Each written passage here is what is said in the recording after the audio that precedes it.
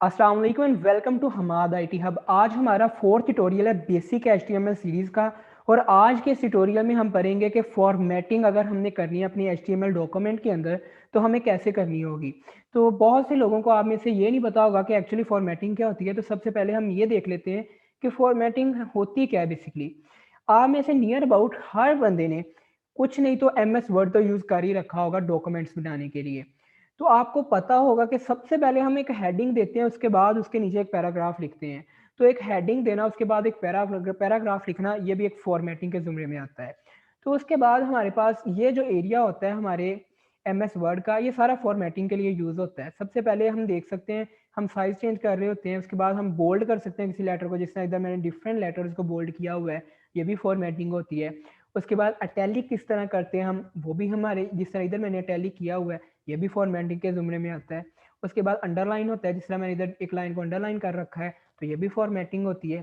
उसके बाद इसे स्ट्राइक थ्रू कहते हैं कि एक लेटर्स के दरमियान से एक लाइन गुजारना, तो ये भी फॉर्मेटिंग होती है। इसके अलावा ये डिफरेंट होते हैं कि इसे सबस्क्रिप्ट कहते हैं, एच टू पावर को कहते हैं सुपरस्क्रिप्ट। एक्चुअली ये क्या होता है ये भी हम पढ़ेंगे आज के इस ट्यूटोरियल में। तो सबसे पहले हम स्टार्ट करते हैं हमारी हेडिंग से। मैंने आपको बताया था कि हमने जो भी काम करना हो जो हमारे वेब पेज पे शो हो, वो हम हमारे बॉडी टैग के अंदर करते हैं। तो लास्ट टाइम पे मैंने बॉडी टैग के अंदर सिंपली ये लिखा था, welcome to Hamad IT hub. तो ये तो कोई हेडिंग नहीं है। मुझे क्या कहा है, मैंने आपको कहा कि सबसे पहले हम एक हेडिंग लिखेंगे। और इससे पहले मैं आपको ये भी बता चुका हूँ बहुत क्लियर वर्ड्स में कि हमारी एच के अंदर हमने कोई भी काम करना हो, हमें वो एक स्पेसिफिक टैग यूज़ करना होता है। अगर ऐसा है तो हमारे पास हेडिंग के लिए भी कोई ना कोई टैग होना चाहिए। जी हाँ, हमारे पास हेडिंग के लिए टैग होता है H1। एक्चुअली H1 हमारे पास सबसे बड़ी हेडिंग होती है। हमारे पास 6 टाइप की हेडिंग्स होती हैं HTML के अंदर। सबसे पहले हमारे पास H1 होती है। H1 सबसे बड़ी हेडिंग होती है। हम इधर इधर लिख देते हैं वेलकम टू हमारा कि अब ये H1 में हमने लिखा है। तो इसका रिजल्ट हम देखते हैं क्या आएगा। हम इसे सेव करवाते हैं। सेव करवाने के बाद इसे लाइव सर्वर में ओपन कर लेते हैं। जिस तरह मैंने आपको लास्ट टाइम भी बताया था, ओपन विद लाइव सर्वर करेंगे राइट क्लिक करके, तो हमारा ये लाइव सर्वर में ओपन हो जाएगा। तो लास्ट टाइम हमने देखा था बड़ा छोटा सा लिखा आ रहा था welcome to Hamad IT hub. अब देखें जी, एक प्रोमिनेंट बोल्ड लेटर में लिखा हुआ आ रहा है welcome to Hamad IT hub. तो ये पता चल रहा है कि एक बेसिकली हेडिंग है, बाकी लेटर्स इनसे छोटे होंगे। तो ये हेडिंग का एक साइज बड़ा है। अगर इससे छोटे साइज यूज करने हैं तो हम H2 भी कर सकते हैं, H3 कर सकते हैं। तो मैं आपको वो भी यूज करके दिखाता हूँ। हम सिंपली करेंगे H2 और एंटर करेंगे। H2 के अंदर भी हम सिंपली हम आधा टी हब लिख देते हैं। देन उसके बाद हम H3 भी करके दिखाता हूँ आपको। हम एक्चुअली सारे H6 तक लिख के देख लेते हैं, हमारी प्रैक्टिस अच्छी हो जाएगी।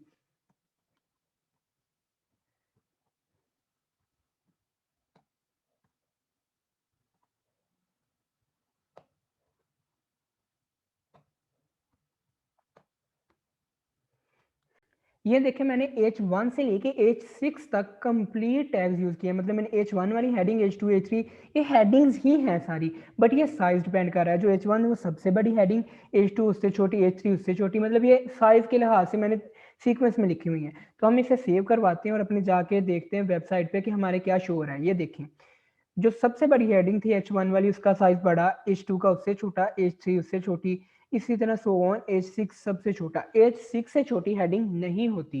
ये हमारे थे हेडिंग टैग्स। हम हेडिंग टैग के लिए क्या यूज करते हैं, हम सिंपली लिख देते हैं H1, H2, H3, अगर जो साइज हमें चाहिए। तो ये हमारे हेडिंग टैग्स थे। अब देखें, जिस तरह मैंने लास्ट डॉक्यूमेंट आपको दिखाया, हेडिंग के बाद जो हम नीचे देख रहे थे फौरन से एक पैराग्राफ आ रहा था। तो अब पैराग्राफ कैसे लिखना है, पैराग्राफ के लिए हमारे पास पी टैग होता है। अब पी टैग लिख के देखते हैं कि हमारे क्या एक्चुअल वाकई पैराग्राफ लिखे भी जा रहे हैं कि नहीं। तो बाकी मैं हेडिंग्स रिमूव कर देता हूँ, H1 वाली रहने देता हूँ। तो मैंने रिमूव कर दी। हम सिंपली पी लिखेंगे। अब देखें, एक मिनट, मैं आपको एक बात क्लियर कर दूं जो मैं लास्ट वीडियो में करने की कोशिश कर रहा था। नोट पैड प्लस प्लस में अगर आपको पैराग्राफ का टैग यूज करना हो तो आपको पहले smaller than P, then greater than फिर इसको क्लोज करने के लिए again smaller than back slash P again, मतलब ये सारा लिखना पड़ता है। इधर मैंने पी लिखा, एंटर किया, लॉजिक, दोनों टैग्स ऑटोमेटिकली लिखे हुए आ गए। अब इससे क्या होगा, एक तो हमारा टाइम कम लग रहा है, दूसरा फॉर एग्जाम्पल बहुत से लोग और एक्चुअली बिगिनर्स बहुत ज़्यादा ऐसा करते हैं कि वो कोई टैग ओपन कर लेते हैं लेकिन क्लोज करना भूल जाते हैं। तो उससे क्या होता है कि हमारा जो वेब पेज है उसमें कोई ना कोई फॉल्ट शो हो रहा होता है। तो वो हम अब ये C++ होती या जावा होती तो एक एरर आ जाता, कंपाइलर बता दे भाई यहाँ गलती कर रहा है, तो हम जाके सही कर लेते। ये तो बताता भी नहीं है ये के, तो ये हमारे लिए बड़ी मुश्किल क्रिएट होती। तो इसलिए कहा है VS कोड यूज करें। एक हमने बटन प्रेस किया P एंड हमारे पास दोनों टैग्स आ गए। अब इसके अंदर हम कोई डमी पैराग्राफ क्रिएट करना चाह रहे हैं। फॉर एग्जाम्पल अब इतना टाइम तो है नहीं कि पूरा पैराग्राफ खुद टाइप किया जाए। तो अगर आप भी प्रैक्टिस के लिए पैराग्राफ चाहते हैं तो आपको सिंपली लिखना है लॉरम, LOREM। आपको लॉरम लिखने के बाद आगे आपको जितने लेटर्स चाहिए, फॉर एग्जाम्पल 3 लिखा, एंटर करें, 3 लेटर्स आपके पास आ गए। अब फॉर एग्जाम्पल अब मैं रीनेम अगेन Ctrl+Z की है, अब मुझे 30 लेटर्स चाहिए, मैं 30 लिखूंगा, एंटर करूंगा, 30 लेटर्स आ गए।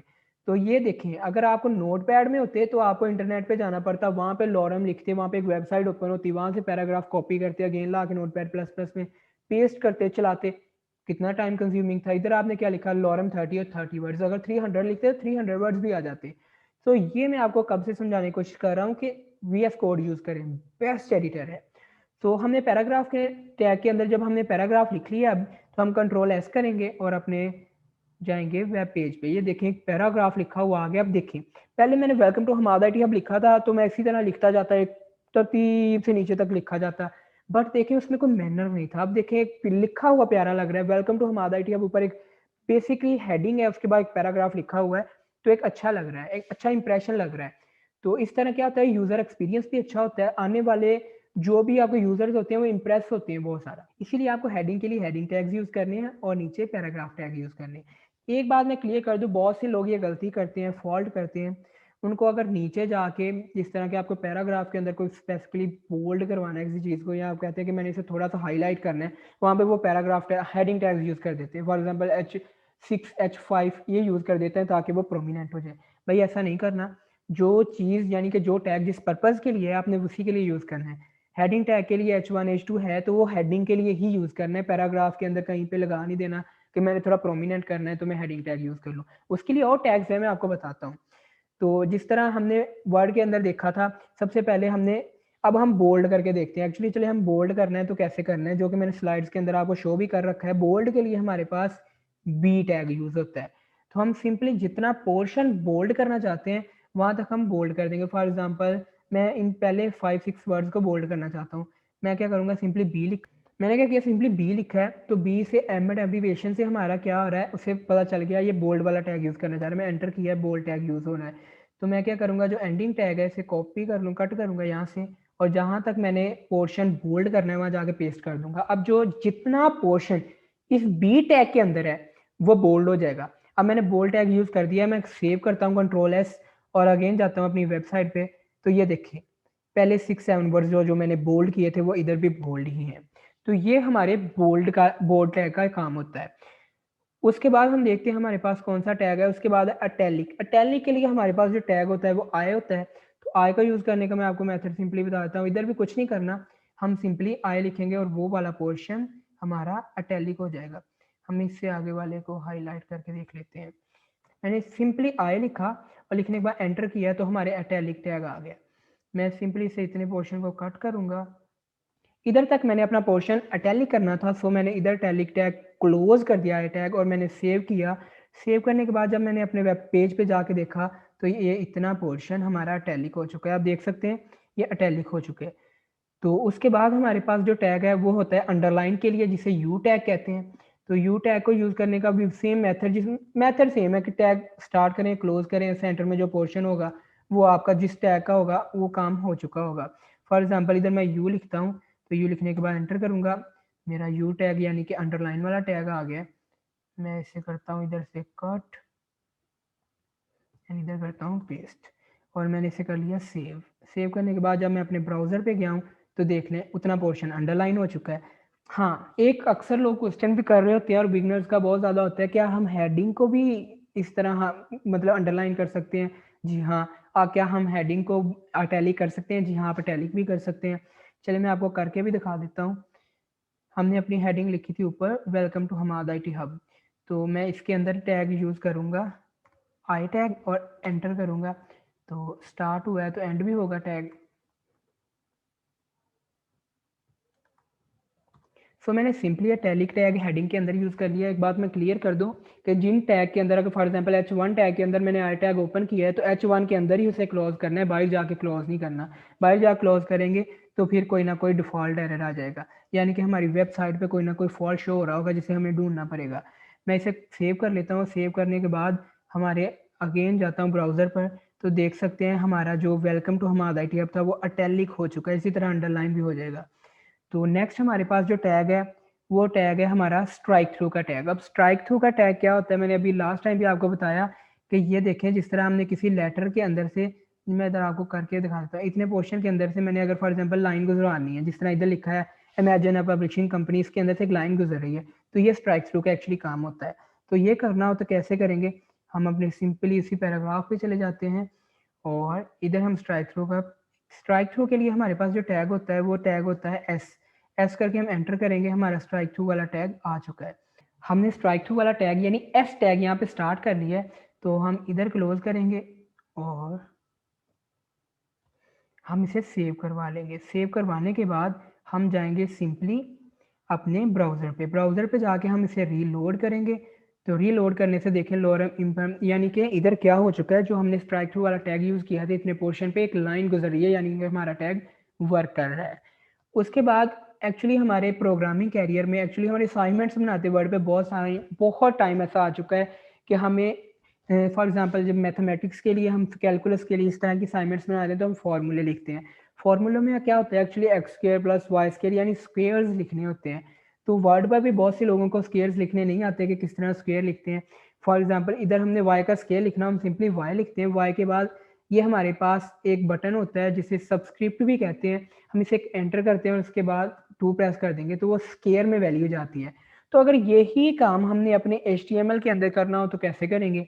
और इसके अलावा एक और काम हम करते हैं जो कि फॉर एग्जांपल जिस तरह वाटर का फार्मूला होता है, तो वाटर का फार्मूला क्या होता है H2O।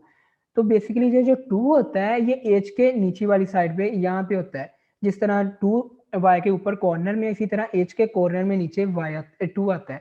अब 2 को वहाँ पे लाना कैसे है, तो उसके लिए हमें क्या करना है, हमें सबस्क्रिप्ट का बटन यूज़ करना है। हम इसे बटन को प्रेस करेंगे और प्रेस करने के बाद हम 2 प्रेस करेंगे, बटन अगेन क्लोज करने के बाद O प्रेस कर देंगे तो हमारा H2O लिखा जाता है।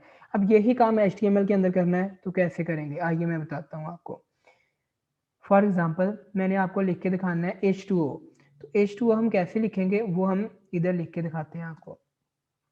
उसके लिए हमारे पास H2O लिखना है तो 2 नीचे आना चाहिए। उसके लिए हमारे पास टैग होता है जिसे हम सबस्क्रिप्ट का टैग कहते हैं SUB, उसका सैंपल होता है, हम सिंपली लिखेंगे SUB, हमारा सबस्क्रिप्ट का टैग आ चुका है। इसके अंदर हम जो भी चीज़ लिखेंगे वो नीचे शो होगी। फॉर एग्जाम्पल 2 लिखवाना है तो 2 नीचे शो होगा। इससे पहले हम सिंपली H लिख देते हैं और इसके बाद लिख देते हैं O। हमने सारा H2O सब्सक्रिप्ट टैग के अंदर नहीं लिखना, वरना सारा लाइन के नीचे छोटा सा लिखा आ जाएगा। हमने सिर्फ 2 को लिखवाना है, इसलिए 2 अंदर रखा। तो हम सेव करने के बाद अपने पेज पे जाकर देखते हैं ब्राउज़र पे क्या वाकई H2O लिखा हुआ आ गया। तो अगर हमने फॉर एग्जांपल यूज़ करना है जिस तरह मैंने आपको बताया कि सुपर स्क्रिप्ट यानी कि हमने वाई स्क्वायर या एक्स स्क्वायर जैसा कुछ लिखना है, हम सिंपली वाई लिखेंगे, वाई के बाद हम लिखेंगे SUP यानी सबस्क्रिप्ट का टैग यूज़ करेंगे। इसके अंदर हम क्या लिखेंगे, हम 2 लिख देते हैं क्योंकि हमने वाई स्क्वायर लिखना था। हम कंट्रोल S करके सेव करेंगे। सेव करने के बाद हम अपने जाके पेज पे देखेंगे तो लिखा हुआ आ जाएगा वाई स्क्वायर। तो ये सिंपली मेथड्स थे सबस्क्रिप्ट और सुपरस्क्रिप्ट के लिए। हमने हेडिंग टैग देखा, पैराग्राफ टैग देखा, बोल्ड टैग देखा, टैलिक टैग देखा, अंडरलाइन भी देख लिया, स्ट्राइक थ्रू देखा और उसके बाद सबस्क्रिप्ट भी देख लिया, सुपरस्क्रिप्ट भी देख लिया। उसके बाद हमारे पास एक टैग आता है जो ब्रेक टैग होता है। अब मैं एक चीज़ आपको पहले दिखाता हूँ। ये हमने सारा कोड किया, हमने एक पैराग्राफ लिखा जो कि एक स्ट्रेट लाइन में था, ठीक है। तो वो हमारी जो ब्राउज़र है उधर भी एक लाइन में ही शो हुआ। तो अगर हमने एक ऐसा करना हो कि यार हम चाहते हैं कि पहले 5-6 वर्ड्स लिखने हैं उसके बाद न्यू लाइन पे जाना है, तो क्या आपका ख्याल है कि इधर आने पे, जिस तरह हम एक्चुअली हम वर्ड के डॉक्यूमेंट में करते हैं कि इधर आने से अगर हम इधर एंटर करते हैं और इसे सेव करवा लेते हैं तो न्यू लाइन में आ चुका होगा। चलें जाकर देखते हैं, नहीं आया। रीलोड भी करवाया तो नहीं आया, ऐसे आना भी नहीं है। हमें उसके लिए एक टैग यूज़ करना होगा। वो कौन सा टैग है, वो हमारे पास होता है BR का टैग। BR के टैग का काम एक्चुअली होता क्या है, BR का टैग होता है लाइन को ब्रेक करने के लिए। हमने इधर BR का टैग लिखा BR, तो हमारा टैग आ गया। हमने इसे सेव करवाते हैं और हमारी जाके वेबसाइट पे देखते हैं। हमने वेबसाइट ओपन की तो देखें लाइन कट हो चुकी है, बाकी न्यू लाइन पर लिखा हुआ है। तो ये हमारा सिंपली जो था, इसे हम क्या कहते हैं, इसे हम कहते हैं हमारा ब्रेक टैग, जिसका सिंबल होता है BR। ठीक है, उसके बाद हमारे पास एक आता है जिसे हम कहते हैं नॉन ब्रेक स्पेस। अब एक्चुअली नॉन ब्रेक स्पेस क्या होती है? नॉन ब्रेक स्पेस कोई टैग नहीं है, एक्चुअली ये सिंपली एक आइडेंटिटी कोड है। और आइडेंटिटी कोड, ये कोड हम जहाँ पे लिख देंगे वहाँ पे एक से ज़्यादा स्पेस क्रिएट हो जाएंगी। फॉर एग्जांपल जिस तरह मैं आपको बताता हूँ, इधर देखें, इधर मैं लॉरम इप्सम के दरमियान फॉर एग्जांपल 7-8 स्पेस क्रिएट करता हूँ। सेव करने के बाद आपको वेब पेज पे ले गया तो इधर वही स्पेसिस है, एक single space, new space create नहीं हो रही। तो अगर हमने न्यू स्पेस क्रिएट करवानी है तो हमें ये कोड वहाँ पे लिखना पड़ेगा। हम सिंपली इस कोड को जैसे कॉपी भी कर लेते हैं, आप वैसे भी याद कर लें। एंड साइन है, उसके बाद NBSP और उसके बाद टर्मिनेटर या जिसे आप सेमीकोलन कहते हैं वो लिख लें। हम सिंपली अपने एडिटर में जाएंगे और इधर जाके हम लिखेंगे वो जो कोड वहाँ से हमने कॉपी किया। अब हम इसे सेव करवाएंगे तो एक स्पेस क्रिएट हो चुकी होगी। अब देखें एक स्पेस क्रिएट हुई है। हम जितनी बार पेस्ट करते जाएंगे उतनी स्पेस क्रिएट होती जाएगी। फॉर एग्जांपल मैंने 7-8 टाइम्स कर दिया, इसको अब सेव करवाते हैं। सेव करवाने के बाद देखते हैं क्या इतनी स्पेस क्रिएट हुई है वहाँ पे। देखें स्पेस क्रिएट हो रही है। तो ये हमारे पास क्या है, अगर हमें एक सिंगल स्पेस चाहिए तो उसके लिए हम एंड साइन NBSP और उसके बाद सेमीकोलन लगाएंगे, एक आइडेंटिटी कोड है। तो उसके बाद हमारे पास रह गया for creating a single line. अगर हमने सिंगल लाइन क्रिएट करनी है तो उसके लिए हमारे पास एक टैग होता है HR का। HR का टैग क्या काम करता है मैं आपको बताता हूँ। फॉर एग्जाम्पल मैं चाहता हूँ कि इधर इन फॉर्मूला से पहले इस पैराग्राफ के बाद एक लाइन क्रिएट हो, स्ट्रेट लाइन इधर को। तो उसके लिए मैं HR का टैग यूज़ करता हूँ। मैं क्या करूँगा, इन फॉर्मूलों के पहले एक टैग यूज़ करने वाला हूँ। उन टैग को हम कहते हैं HR टैग। ठीक है, हम एंटर करेंगे और इसे सेव करवाने के बाद अपना ब्राउजर ओपन कर लेंगे। एक लाइन क्रिएट हो चुकी है। तो HR टैग किस काम के लिए यूज़ होता है? अगर हमने एक लाइन हॉरिजॉन्टल लाइन क्रिएट करनी है तो हम HR टैग यूज़ करते हैं। तो उसके बाद एक टैग और है जो कि बहुत ज़रूरी है फॉर्मेटिंग के अंदर, उसे हम प्री टैग कहते हैं, PRE होता है। तो अब उसका पर्पज़ क्या है? इतने टैग समझाने के बाद आपको एक बात समझ आ चुकी होगी कि इधर हम जो भी लिखेंगे एक सीक्वेंस के अंदर हमारे वेब पेज पे शो होगा, वो एक से ज़्यादा स्पेस क्रिएट नहीं होंगी। तो अगर हमने एक से ज़्यादा स्पेस क्रिएट करनी है तो उसके लिए हमें या तो आइडेंटिटी कोड यूज़ करना होगा या लाइन को ब्रेक करना होगा। बट एक मेथड और भी है हमारे पास जो प्री टैग है। हम उससे क्या करते हैं, हम प्री लिखेंगे, टैग आ जाएगा हमारा। अब इसके अंदर हम जिस सीक्वेंस से जो डाटा लिखेंगे वो वैसे ही आएगा। फॉर एग्जांपल मैं लिखता हूँ 1, दूसरी लाइन पे जाकर लिखता हूँ 2, फिर 3, देन 4, और इधर टेबल भी लिख देता हूँ ना एक सीक्वेंस है, जिस तरह हम लिखते हैं 4 multiply by 4 and is equal to, then लिखते हैं 16। तो ये इसी सीक्वेंस से लिखा आएगा। मैं सेव करता हूँ, सेव करने के बाद आपको लाइव सर्वर पे दिखाता हूँ जाके। देखिए जिस तरह मैंने लिखा और जितनी सीक्वेंस से जितनी स्पेस पे जाके मैंने लिखा वो वैसा ही हमारे वेब पेज पे शो हो रहा है। तो ये प्री टैग का काम होता है। तो ऊपर वाले टैग सारे अपनी जगह पे काम करते हैं, प्री टैग का एक अपना मकसद है, एक अपना पर्पस है। तो ये हमारे बेसिक फॉर्मेटिंग टैग्स थे। तो इसके अलावा जो एक आध टैग रह भी गया है वो मैंने खुद छोड़ा है, क्योंकि उससे पहले कुछ एट्रीब्यूट्स का, प्रॉपर्टीज का आना जरूरी है जो कि आपको नहीं आते। तो हम नेक्स्ट वीडियोस में सबसे पहले प्रॉपर्टीज और एट्रीब्यूट्स देखेंगे, देन हम उन टैग्स को कवर कर लेंगे।